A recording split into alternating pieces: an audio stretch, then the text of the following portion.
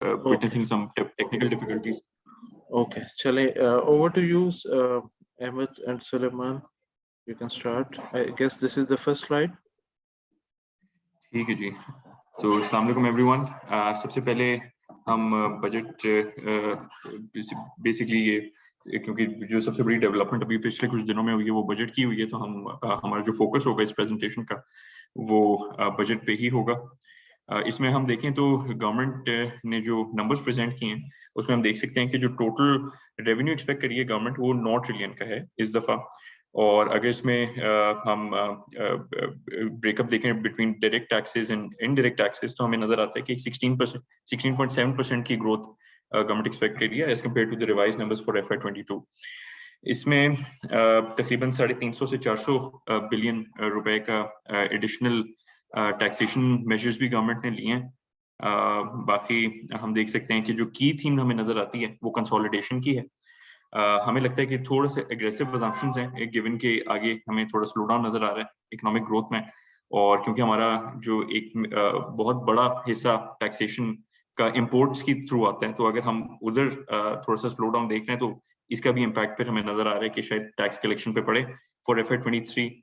इसके अलावा government expect करिए कि जो 7.1% का फिस्कल डेफिसिट था वो कम होके 4.9% पे आ जाएगा फॉर FY23. बाकी प्राइमरी सरप्लस बजटेड है जो इस साल डेफिसिट में होगा. अगले साल हम जो गवर्नमेंट एक्सपेक्ट करिए वो 0.2% ऑफ GDP पे प्राइमरी सरप्लस आ सकता है. इसके अलावा GDP ग्रोथ में भी स्लो डाउन एक्सपेक्ट किया जा रहा है. और बाकी अगर सिर्फ पेट्रोलियम लेवी की हम बात करें तो यहाँ पे काफी बड़ा इजाफा, इनफैक्ट जो पूरी स्लाइड है उसमें सबसे बड़ा जो ग्रोथ में इंक्रीज हम देख सकते हैं वो पेट्रोलियम लेवी की मद में ये तकरीबन 456% का इंक्रीज है as compared to the revise number.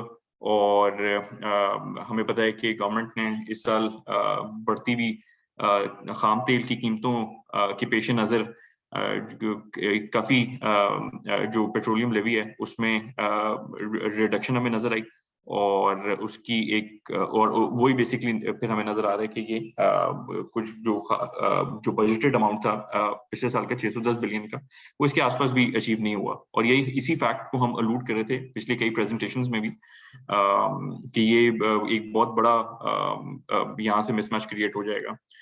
तो इस साल दोबारा से गवर्नमेंट ने एक काफी खतीर टारगेट दिया और ये तकरीबन 750 बिलियन का, जो कि हमारे ख्याल में काफी एग्रेसिव अजम्पशंस पे बेस्ड है और इतना होता हुआ नजर नहीं आ रहा फ्रैंकली. इतना मतलब 750 बिलियन इसके लिए हमें फिर डिमांड में भी ग्रोथ देखनी पड़ेगी फॉर फ्यूल प्रोडक्ट्स, जो कि गोइंग फॉरवर्ड शायद उस तरह ना आ सके जिस तरह हमें इस साल नजर आई है. बाकी सरप्लस प्रॉफिट जो है वो काफी कम रखा गया है 300 बिलियन का. इसमें थोड़ा सा ये है कि 2-3 चीजें हैं जिसकी वजह से थोड़ा सा प्रॉफिट स्टेट बैंक का कम होगा, लेकिन शायद इतना कम नहीं हो. देखें इस दफा जो स्टेट बैंक का एक्ट पास हो गया उसमें कुछ चेंजेस उन्होंने कर दिए हैं स्टेट बैंक की प्रॉफिट ट्रांसफर के हवाले से. एक बड़ा चेंज ये है कि उन्होंने कहा है 20% आपको जनरल रिजर्व में रखना पड़ेगा, यही है ना. और दूसरा उन्होंने आपको कुछ क्या है कि जो आप रियलाइजेबल जो प्रॉफिट होगा वो आप ट्रांसफर कर सकते हैं, अनरियलाइज नहीं कर सकते. और कुछ शायद जनरल रिजर्व उन्होंने कहा है, कुछ 8% उन्होंने कहा है वो जो है लाइबिलिटीज का कुछ आपको बफर रखना है. तो इन सारी चीजों की वजह से जो है ना थोड़ा सा हिस्टोरिकली जितने प्रॉफिट स्टेट बैंक ट्रांसफर कर लेता था उतने नहीं करेगा, बट उसमें ये थोड़ा टाइमिंग डिफरेंस होगा. और ये है कि जो रियलाइज करेंगे ज्यादा रियलाइज करके करना पड़ेगा, तो वो कुछ चेंजेस हैं. लेकिन 300 बिलियन फिर भी हमको कम लगता है. मे बी ये नंबर 200-300 बिलियन से रिवाइज हो जाए, तो मेरा ख्याल है वो यहाँ पर थोड़ा सा है upside. But having said this, जो अहमद ने पहले मेंशन करा है कि हमें PBL में थोड़ा सा डाउट्स है हमारे कि इतना जमा हो सकेगा नहीं, और दूसरा GIDC में भी हमारे डाउट्स हैं. तो GIDC के अंदर जो है वो केसेस पेंडिंग है कोर्ट में फर्टिलाइजर वालों के और सबके, तो वो लिटिगेशन में है. तो या तो आउट ऑफ कोर्ट उनसे कुछ तरह सेटल करें तो ये अमाउंट रिलीज होगी, अदरवाइज ये वाली अमाउंट में भी मसला हो जाएगा.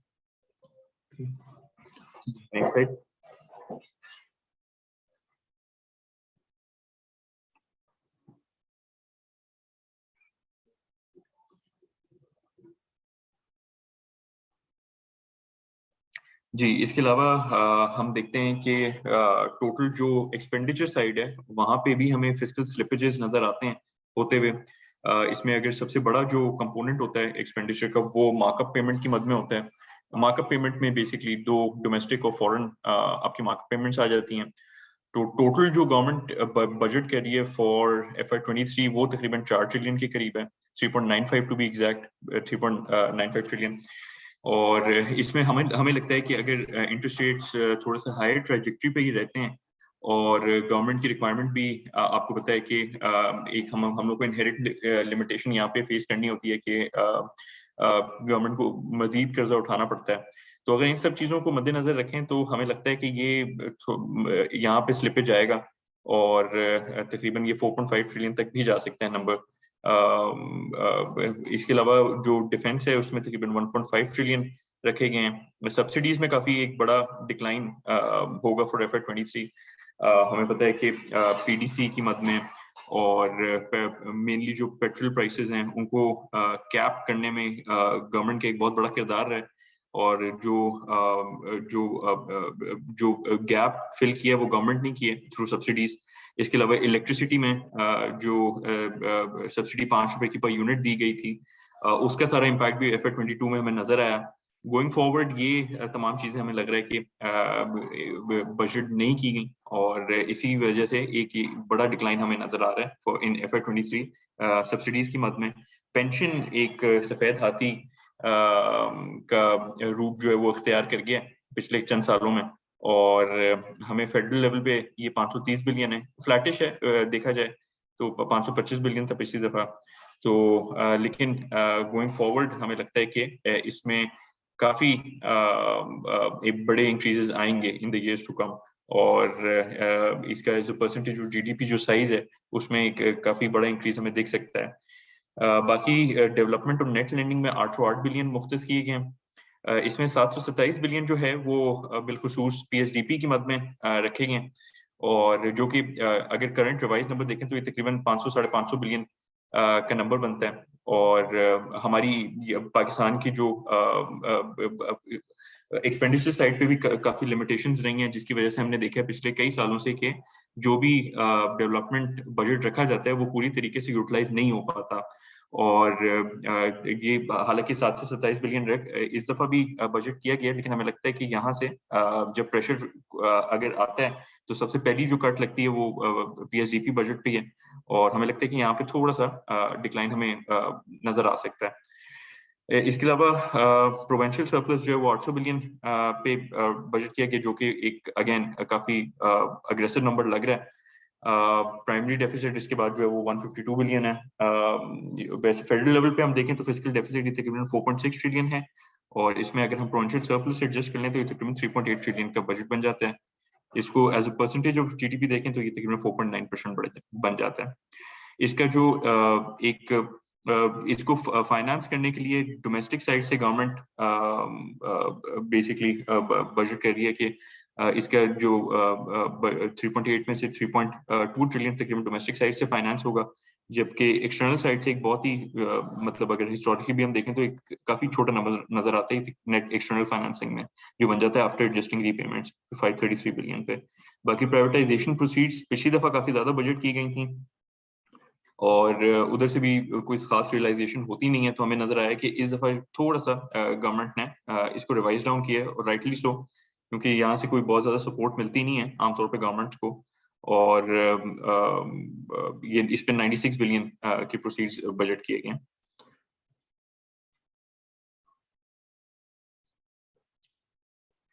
बाकी फिस्कल ईयर 23 का जो GDP है वो टारगेट गवर्नमेंट करिए एट 5%।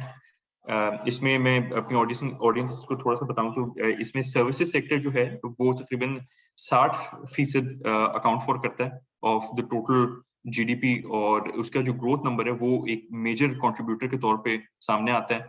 और यही अगर हम पिछले सालों में भी देखें तो एक जो डार्क ब्लू में नजर आ रही है ये कंट्रीब्यूशन रही है सर्विसेज की। गोइंग फॉरवर्ड ये 3.6% से इसकी कंट्रीब्यूशन कम होकर 3% लग रही है इन ओवरऑल GDP। जबकि ग्रोथ में अगर देखें तो ये एक्सपेक्टेड है कि 5.1% से ग्रो करेगा एज कम्पेयर टू 6.2% जो प्रोजेक्टेड नंबर है गवर्नमेंट को फॉर FY22। बाकी ओवरऑल बेसिस पे 6% की है प्रोजेक्शन फॉर FY22, ये कम करके 5% पे टारगेट की जा रही है। इन्फ्लेशन का नंबर हमारे ख्याल में काफी कंजर्वेटिव है 11.5% का, और ये सब्सिक्वेंट स्लाइड पे भी हम देखेंगे इसको थोड़ा सा ज्यादा डिटेल में कि हम ये क्यों कह रहे हैं। अच्छा, जीडीपी के अंदर हमारी फोरकास्ट भी जो है वो इतनी मतलब अच्छी नहीं है, हमें लगता है ये नंबर बहुत ज्यादा इनका ऑप्टिमिस्टिक है। हमारा अपना ख्याल है, पर्सनल मेरा भी ख्याल है कि जीडीपी ग्रोथ 2-2.5% हो जाएगी तो बड़ी बात हो जाएगी। उसकी वजह ये है कि देखें जो एलएसएम है उसमें जो गवर्नमेंट प्रोजेक्ट कर रही है वो ग्रोथ हमें लग नहीं रही। इस दफा जहां से ग्रोथ आई है अदर देन अपैरल, वो सेक्टर्स शायद परफॉर्म ना करें इतना अच्छा, ऑटोज में स्लो डाउन और जगह स्लो डाउन। सिमिलरली एग्रीकल्चर के अंदर भी बेस इफेक्ट है क्रॉप्स की, क्योंकि इस दफा अच्छी ग्रोथ थी बास क्रॉप्स की, वो नहीं लगती। And thirdly and more importantly जो सर्विसेज के अंदर होलसेल रिटेल है जो बहुत बड़ा सेगमेंट है, उसकी जो ग्रोथ हम जिस तरह से कैलकुलेट करते हैं वो डिराइव्ड होती है। उसके अंदर 3 फैक्टर्स होते हैं जिसकी वजह से ग्रोथ आती है। एक फैक्टर है एग्रीकल्चर, उसको एक वेट असाइन करते हैं। दूसरा है manufacturing, large scale manufacturing specially, उसको एक फैक्टर असाइन करते हैं। थर्डली हमारी इंपोर्ट्स। तो हमें तीनों जगह पे डिक्लाइन नजर आ रहा है। तो अगर तीनों जगह पे डिक्लाइन या ज्यादा ग्रोथ नजर नहीं आ रही, तो अगर हम मिला लेते हैं तो फिर होलसेल रिटेल की सिंस ड्राइव ग्रोथ है तो वो भी कम हो जाएगी।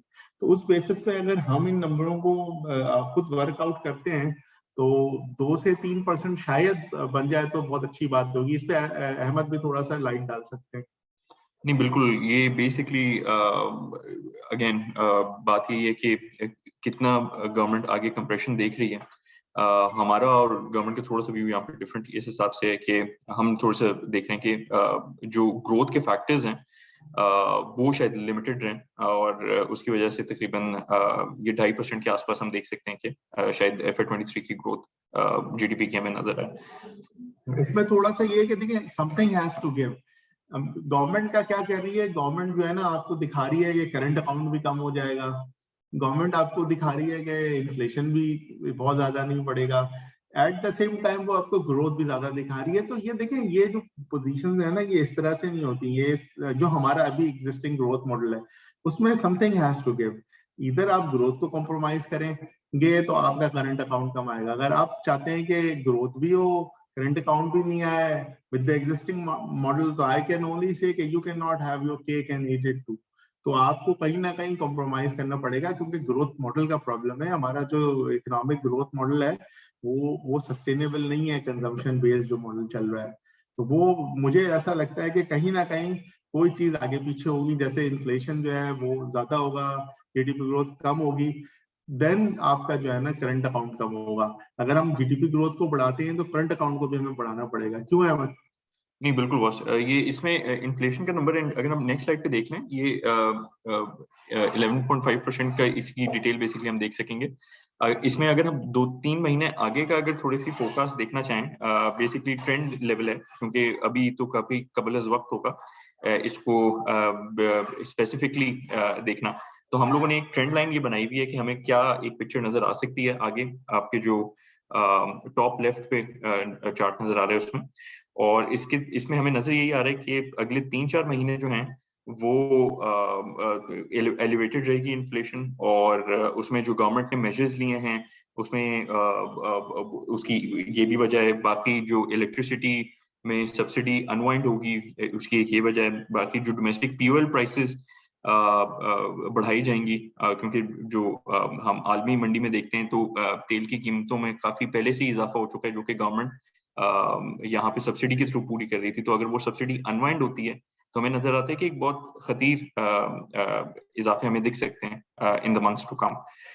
बाकी फूड जो है वो हमें लगता है कि वो बेसिकली हालांकि हम कहते हैं कि एग्रो बेस्ड इकोनॉमी है, लेकिन इसमें जो ट्रांसपोर्ट और सेकंड राउंड इम्पैक्ट है वो फूड को भी काफी इम्पैक्ट करता है।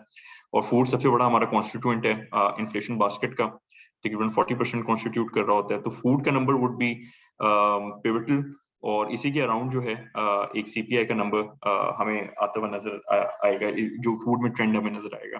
बाकी हमें अगर ऑयल प्राइसेस पे नजर डालें तो जो लेवल्स अभी अटेन हो रहे हैं तकरीबन 120 पर बैरल पे जो हमें नजर आ रहा है कि ऑयल ब्रीच कर रहा है। ये लेवल्स जो हैं ये 2014 के बाद हम देख सकते हैं कि आए हैं दोबारा से। एक इतने जो इसके दरमियान अगर हम देखें तो ऑयल कंसिस्टेंटली एक लोअर प्लेटो की तरफ रहा है और अभी एक सिग्निफिकेंट इंक्रीज, और ये जाहिर है कि इट गोज विदाउट सेइंग कि ये सब इन्फ्लेशन में भी रिफ्लेक्ट होती हैं चीजें। इसके अलावा जो करंट अकाउंट का नंबर फोकस किया गया है बाय द गवर्नमेंट वो तकरीबन 9 बिलियन है, और इसमें तमाम हेड्स में अगर आप देखेंगे तो कोई खास आपको चेंज नहीं नजर आएगा। इंपोर्ट्स में एक बहुत बड़ा चेंज है तकरीबन 5-6 बिलियन का, और वही चेंज बेसिकली करंट अकाउंट में भी हम कह सकते हैं कि रिफ्लेक्ट हो रहा है। और इस इंपोर्ट्स में इस दफा जो है वो काफी वन ऑफ्स भी थे। अगर मैं 2022 की बात करूं, इसमें जो वैक्सीन प्रोक्योरमेंट थी उसकी मद में भी हमें नजर आया कि तकरीबन 2.5 से 3 बिलियन डॉलर्स का इंक्रीज हमें नजर आया इंपोर्ट्स में। बाकी टर्फ की मद में गवर्नमेंट ने इंडस्ट्रियल प्रोडक्शन को प्रमोट करने के लिए सब्सिडाइज्ड फाइनेंसिंग ऑफर की थी, और उसकी वजह से हमें नजर आया था कि मशीनरी इंपोर्ट में काफी इंक्रीज आया था ड्यूरिंग 2022। तो इन तमाम चीजों को ही अगर सिर्फ नॉर्मलाइज कर लें तो ये तकरीबन 4 से 5 बिलियन बन जाते हैं। और अगर क्योंकि हमें अगेन ये याद रखना पड़ेगा कि जब गवर्नमेंट सब्सिडाइज कर रही थी तेल को और पीओएल प्रोडक्ट्स को, तो उसमें डिमांड कॉन्ट्रैक्शन उस तरह से नहीं हुई। जो लेट्स से फॉर एग्जांपल अगर 150 पे कैप था तो जो डिमांड थी वो एक डिफरेंट थी। 210 या अगर यहाँ से भी इंक्रीज हो जाता है मजीद ऑयल और पेट्रोल प्राइसेस, तो डिमांड पे फिर मजीद डिफरेंट हो जाएगी, तो वहां से भी एक इंपोर्ट कॉन्ट्रैक्शन नजर आ सकती है गोइंग फॉरवर्ड इन 2023। इसके अलावा फ्रेट चार्जेस भी काफी ज्यादा एलिवेटेड रहे 2022 में। उसकी सिचुएशन एक हमें देखनी पड़ेगी कि 2023 में अगर थोड़ा सा डिक्लाइन आता है तो उसका भी बेनिफिट होगा इन द इंपोर्ट पर।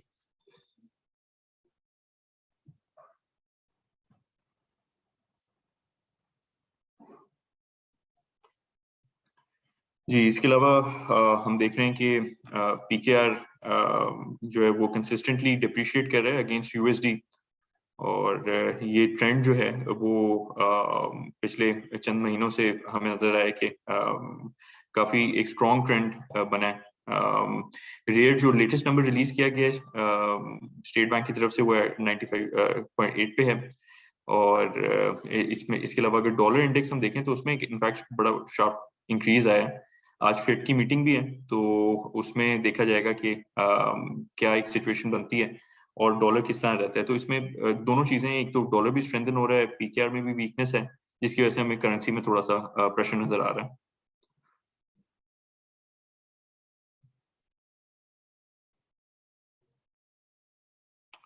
बाकी इसके अलावा हम अगर स्टॉक मार्केट की बिलखुसूस बात करें तो प्राइस टू अर्निंग्स मल्टीपल अगर हम पिछले 15 साल का देखें तो उसकी एवरेज तकरीबन 8.3 बनती है।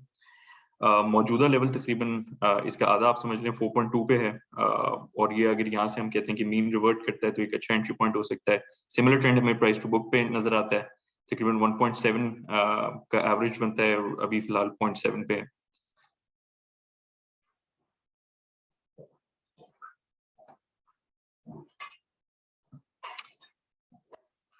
बाकी हम फ्रंटियर मार्केट से कंपेयर करें अगर जो स्टॉक मार्केट है तो हमें नजर आता है कि एक डीप डिस्काउंट 60% का है, एवरेज डिस्काउंट जो है 28% है, और इमर्जिंग मार्केट 63% है। तो हमें लगता है कि जो भी रिस्क थे वो ऑलरेडी बिल्ट इन है प्राइसेस में, और जब ऐसे होता है तो हम लोगों ने हिस्टोरिकली देखा है कि जब तमाम रिस्क भी बिल्ट इन है तो वो एक अच्छा पॉइंट बन जाते हैं इन्वेस्टर्स के लिए। यहाँ से अपसाइड जो पोटेंशियल है वो काफी इंक्रीज हो जाती है।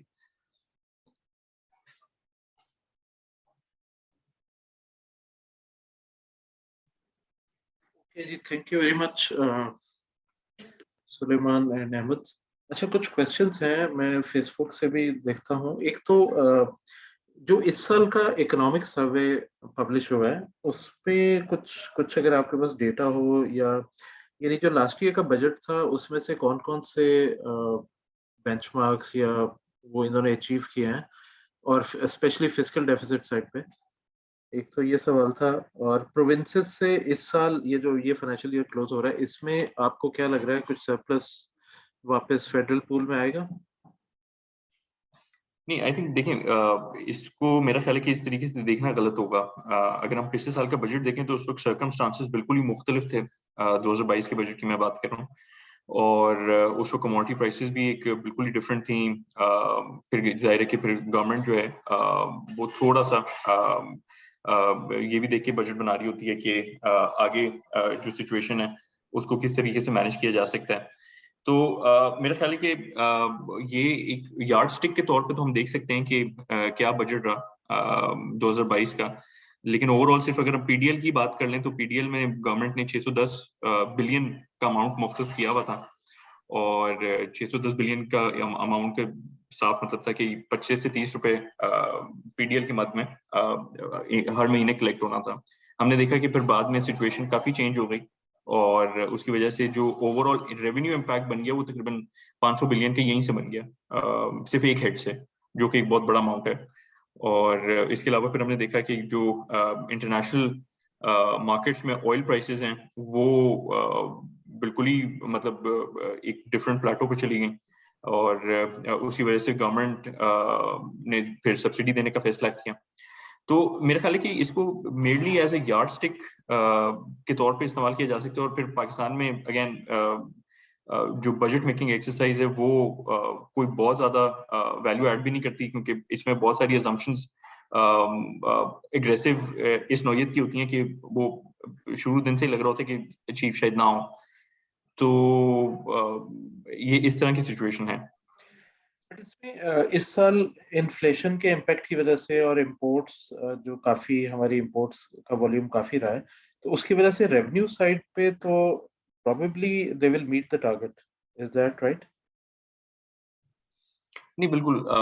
इनफैक्ट अगर मैं बात करूं फर्स्ट हाफ ऑफ FY 22, तो इनफैक्ट एक बहुत ही जो बेसिकली जो टारगेट्स रखे थे एफबीआर ने उसको एक्सीड कर रहे थे।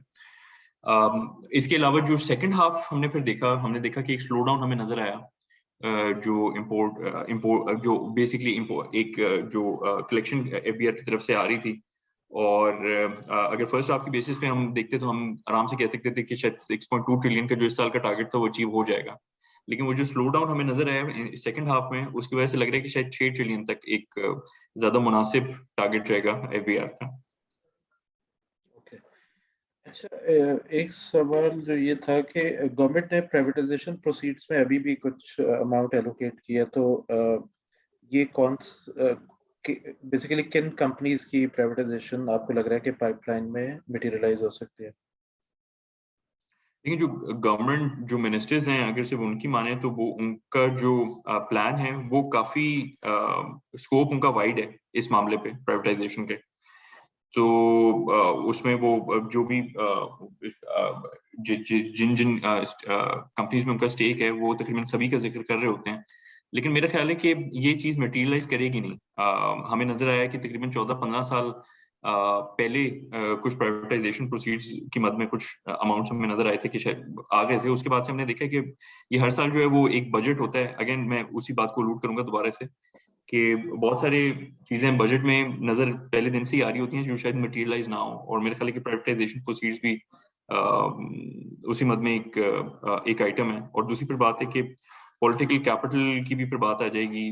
अगेन दोनों जो इंटर रिलेटेड चीजें हैं, कितना क्या प्राइवेटाइज करना है गवर्नमेंट के। अगेन इसमें जो प्रॉब्ली थॉट प्रोसेस होगा वो ये होगा कि इन एंटिटीज पे से कंट्रोल कम हो जाएगा गवर्नमेंट का। तो मेरा ख्याल है कि ये एक बैलेंसिंग एक्ट होगा, और इन चीजों को वही गवर्नमेंट इंप्लीमेंट कर सकेगी जो एक अच्छी मेजोरिटी के साथ आती है, जो एक अच्छे मैंडेट के साथ आती है। वैसे ही किसी गवर्नमेंट के लिए एक प्राइवेटाइजेशन एक मुश्किल अमल है, और मेरा ख्याल है कि जो मौजूदा सेटअप है इसमें तो शायद मुमकिन ना हो सके। अच्छा, एक क्वेश्चन ये था कि ये जो जीडीपी ग्रोथ की कंपोजिशन है इसमें एग्रीकल्चर का पोर्शन और भी कम हो गया, बेसिकली तो सबका ही पोर्शन कम हुआ है।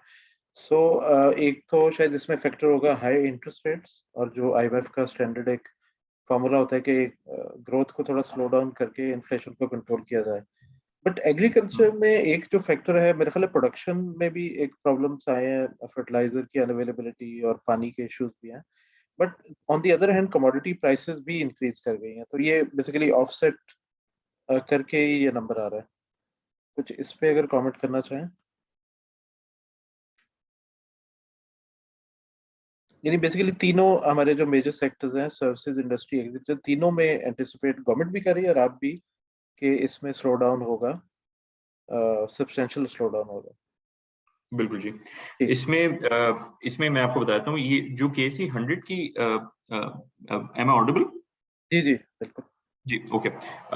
जो केसी 100 की कॉम्पोजिशन है उसमें हम फर्टिलाइजर देख सकते हैं कि एक सिग्निफिकेंट चंक, एक बड़े सेक्टर्स में हम अगर टॉप 5 सेक्टर्स देखें तो वेटेज वाइज एक बड़ा सेक्टर माना जाता है।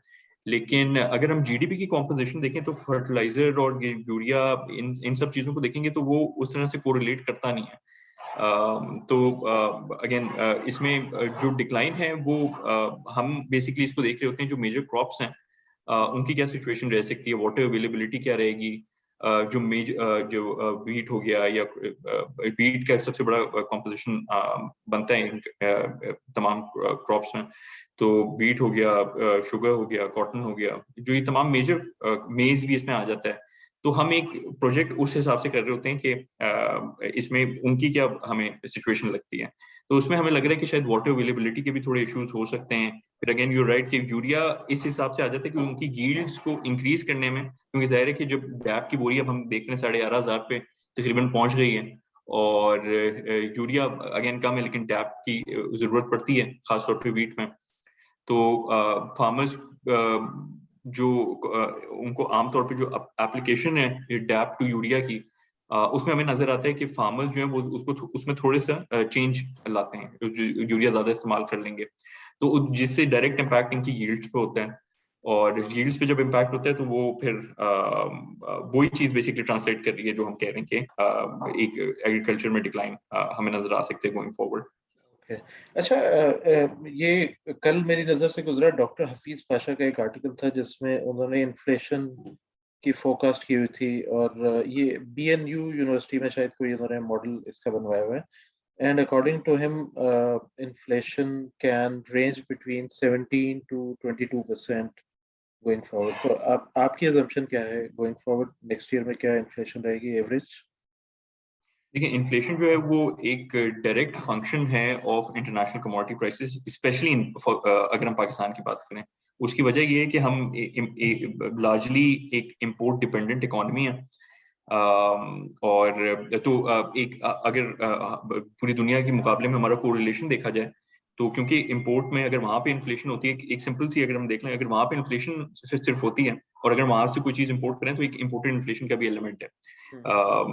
तो इसमें जो व्यू सबसे जो बेसिकली आप समझ जो फलक्रम बन सकता है जिसके अराउंड ये सारे इन्फ्लेशन का नंबर घूमता है, वो बनता है इंटरनेशनल कमोडिटी प्राइसेस। और उस पे व्यू अगर मिसाल के तौर पे ये है कि एलिवेटेड रहेंगी आने वाले महीनों में, तो आप कह सकते हैं कि 17 to 20% एक काफी फार ऑफ एस्टिमेट नहीं है। लेकिन अगर यहाँ से कमोडिटी प्राइसेस टूटती हैं और इसमें एक हमें नुमाया गिरावट नजर आती है, तो यही नंबर्स जो हैं वो फिर हमें नजर आएगा कि ये towards the lower end of the range जो आपने कोट किया है उस साइड पे भी जाएंगे। अच्छा, एक आपने कमेंट किया था कि मशीनरी इंपोर्ट फाइनेंशियल ईयर, ये जो करंट फाइनेंशियल ईयर है शायद इसमें काफी हैवी रही, तो ये थोड़ा सा कोई इंडिकेशन आपको मिली है कि ये किस नेचर की मशीनरी थी, किस सेक्टर के लिए इंपोर्ट की गई? ये ज्यादातर जी, ये बेसिकली जो हम ज्यादातर इसमें जो टेक्सटाइल सेक्टर है, अच्छा। वो बेसिकली मशीनरी थी। और उसमें हमें नजर आया कि बहुत सारी जो है वो ऑनलाइन भी आ गई है वहां से, और एक्सपोर्ट्स में हमें नजर आया कि उसकी वजह से एक इम्प्रूवमेंट, एक अपटेक भी हुआ है। Right right. अच्छा, एक कुछ हमारे पास फेसबुक पे क्वेश्चंस आए। एक क्वेश्चन तो है कि kindly comment on withdrawal of tax credit on VPS and mutual fund and also its impact on mutual fund industry. तो मेरे ख्याल है अभी थोड़ा सा कबल अज़ वक्त होगा, अभी let's wait for the final financial act जो असेंबली से पास होगा, उसमें देखेंगे कि फाइनल बेसिकली लॉ क्या बनता है। बट इसका इम्पैक्ट कुछ होगा, लेकिन बहुत ज़्यादा नहीं होगा, क्योंकि investors are used to mutual funds now, और म्यूचुअल फंड्स में अभी भी जो ट्रेडिशनल फिक्स्ड इनकम के एवेन्यूज हैं उससे कम टैक्सेशन है। So let's hope for the best. एक और क्वेश्चन आया है, what's the investment for mutual fund in the current scenario, especially due to impact of global slowdown? ये सुलेमान इस पे अगर कोई आंसर करना चाहिए। इस टाइम एसेट क्लास बेसिकली कौन सी आपके ख्याल में कौन सी फेवरेबल होनी चाहिए फॉर इन्वेस्टर्स, और कुछ अगर इंटरेस्ट रेट या स्पेशली हमारे money market fixed income funds पे भी कमेंट कर दें। इसमें बेसिकली आज इनफैक्ट फेड की मीटिंग भी है और उसमें हम एक्सपेक्ट कर रहे हैं कि 50 से 75 बेसिस पॉइंट का इंक्रीज हो सकता है। जो राइजिंग कंसर्न होते हैं इंटेंस इन्फ्लेशन के, वो एक शार्प टाइटनिंग के तौर पे उभर रहे हैं यूएस मॉनेटरी पॉलिसी में। और इसमें अगर हम मई में देखें तो सीपीआई का नंबर जो है वो 8.6% रहा, जो कि इनफैक्ट हाईएस्ट रेट है इन 40 इयर्स। मुझे पिछले कई सेशन से हम लोग ये 30-40 साल का जो नंबर है यूएस का वो कोट कर रहे हैं, लेकिन समहाउ हमेशा जो नंबर जो मंथली बन रहा होता है इन्फ्लेशन का, वो अपने 40 साल का रिकॉर्ड ही ब्रेक कर रहा होता है। तो ये मेरा ख्याल है कि इससे होगा ये कि जाहिर है कि फिर जो अट्रैक्टिवनेस है वो फिर ज्यादा जो ओवरऑल हमें नजर आता है कि फिर जो स्लो डाउन की हमने जिस बात को लूट भी किया, एक वो हमें नजर आता है, और फिर इकोनॉमी और इक्विटी मार्केट्स का एक रिलेशन भी है जो फिर प्ले आउट करता है। So generally, bond या money market asset class would be more favorable, और स्पेशली पाकिस्तान के कॉन्टेक्स्ट में जैसे इंटरेस्ट रेट हाइक हुई हैं, तो उसकी वजह से काफ़ी मनी मार्केट फंड्स और इन पे काफ़ी अच्छे रिटर्न्स बन रहे हैं। तो मेरा ख्याल है ये प्रेफर्ड एक एवेन्यू होगा। अच्छा, एक इन्होंने कमेंट किया है कि जी फाइनेंस मिनिस्ट्री, तो जाहिर है कुछ रिकमेंडेशंस जाती हैं मुफैब की तरफ से, एससीसीबी की तरफ से, तो लेट्स होप। एक क्वेश्चन आया, are index funds available in Pakistan? Yes, there is I think एक मेरा ख्याल है एकेडी का इंडेक्स फंड है which is based on KSC 100 index, and there is another shariah compliant जो केएमआई 30 पे है। बट इसके अलावा ETFs are now available in the market जो के कस्टमाइज्ड इंडेक्सेस पे बनाए गए हैं। फॉर एग्जांपल यूबीएल का जो ईटीएफ है, UBL Pakistan enterprise ETF, so it's based on basically एक इंडेक्स है जो इन हाउस बनाया गया है with the help of KSC, और जिसमें 9 स्टॉक्स हैं, और उसमें थीम ये है कि उसमें कमोडिटी बेसिकली जो कमोडिटी बेस्ड स्टॉक्स हैं स्पेशली ऑयल एंड गैस, उनको एक्सक्लूड किया गया। So yes, there are ETF is a better alternative I think as compared to the index. Index में कुछ इलिक्विड स्टॉक्स भी हो सकते हैं इंडेक्स फंड में, but ETFs are generally based on liquid stocks. अच्छा, एक सवाल ये था with relation to inflation in US. So US Fed का अभी टारगेट इन्फ्लेशन क्या है? रेड समवेयर के दे आर टारगेटिंग 2%। जी सॉरी, मैं आपकी बात कट कर रहा हूँ। अच्छा, पिछले जो वो प्रेफर्ड एसेट क्लास की बात हो रही थी, तो एक्चुअली जो मैं जो जीडीपी की कॉम्पोजिशन और जो केएससी 100 की कॉम्पोजिशन है वो खासा मुख्तलिफ है। जैसे एक दो स्लाइड्स पहले भी हम बात कर रहे थे, और इसमें वो सेक्टर्स जो रिलेटिवली इंसुलेटेड हैं फ्रॉम अ रेट हाइक या फ्रॉम करेंसी डीवैल, आई थिंक वो सेक्टर्स अभी भी परफॉर्म करेंगे। और जो मेजर हैवी वेट सेक्टर्स हैं वो जो जो मेजर कॉम्पोजिशन बनते हैं ऑफ केएससी 100, वो हमें नजर आते हैं तमाम ही ये सेक्टर्स हैं। इसमें बैंक्स आ जाते हैं, ईएनपी आ जाते हैं, फर्टिलाइजर सेक्टर आ जाते हैं। तो मेरे ख्याल ये तो परफॉर्म करेंगे। बैंक्स थोड़ा सा बजट के बाद देखना होगा कि फाइनल क्या इख्तियार करती है सिचुएशन, लेकिन ओवरऑल अगर हम देखें तो जो बिजनेस मॉडल है इन तमाम का, वो इसी के अराउंड रिवॉल्व करता है कि ऑलरेडी रिस्क प्राइस इन है। तो मेरा ख्याल है कि यहाँ से मतलब इक्विटीज भी, मतलब आप कह सकते हैं कि बहुत हद तक एक अच्छा, मतलब एक अच्छा एंट्री पॉइंट, एक अच्छा एसेट क्लास के तौर पे आ सकता है। बिल्कुल, especially for medium to long term savers जो जिनको फौरन अपनी अमाउंट की जरूरत ना हो, so it's a very good time to buy क्योंकि बहुत लो वैल्यूएशंस हैं और अट्रैक्टिव डिविडेंड यील्ड्स हैं। तो यस यू राइट। अच्छा, एक क्वेश्चन आया, is there any increase in profit on term deposits of banks? अभी तक जो हमारे पास इंफॉर्मेशन है ये हमें रिव्यू करना होगा, इस पे हम दोबारा मतलब we can get back to the client. Okay okay, चले इस पे मैं फिर फेसबुक पे ही आपको जवाब दे दूंगा। एक क्वेश्चन आया, where do you see the PKR USD rate in the next 12 months? देखिए ये मेरे ख्याल में $1 मिलियन क्वेश्चन है और इस पे अगेन ये जो बेसिकली करेंसी की में जो मूवमेंट्स हमें नजर आती हैं, that is not only a function of fundamentals. इसमें एक्चुअली काफी सारे वेरिएबल्स होते हैं और उसमें सेंटिमेंट भी प्ले आउट कर रहा होता है। उसमें जो पीकेआर की वीकनेस अलग है, हमारी जो अपने स्ट्रक्चरल इश्यूज हैं वो तो हैं, लेकिन जो डॉलर की स्ट्रेंथ है वो भी फिर प्ले आउट कर रहे होते हैं। तो अब मिसाल के तौर पे अगर तो जो बेसिकली जो मूवमेंट है, अगेन ये इनफैक्ट ये बड़ा अच्छा जो स्लाइड है ये डिपिक्ट भी इस चीज को कर रहा है कि अगर हम इसको सिर्फ पाकिस्तान के तनाजुर में देखेंगे तो वो भी पूरी तरीके से ठीक नहीं है मेरे ख्याल में, क्योंकि अगर ये आप देखें तो जो ओवरऑल ट्रेंड बन रहा है यूएसडी पीकेआर का, वो तकरीबन कमोबेश रेप्लिकेट कर रहा है जो डॉलर इंडेक्स का ट्रेंड बन रहा है। तो अगर सिर्फ इसको हम सिट्रस पैरेबल्स पे देखें तो यहाँ से तो यही पर इंडिकेट कर रहा है कि डॉलर में स्ट्रेंथ काफी है। लेकिन गोइंग फॉरवर्ड फिर हमें देखना होगा ये इंटरनेशनल कमोडिटी प्राइसेस कहाँ सेटल करती हैं। तो मेरे ख्याल एक कबल वक्त होगा एक टारगेट देना कि कहाँ पे डॉलर एंड कर सकता है अभी।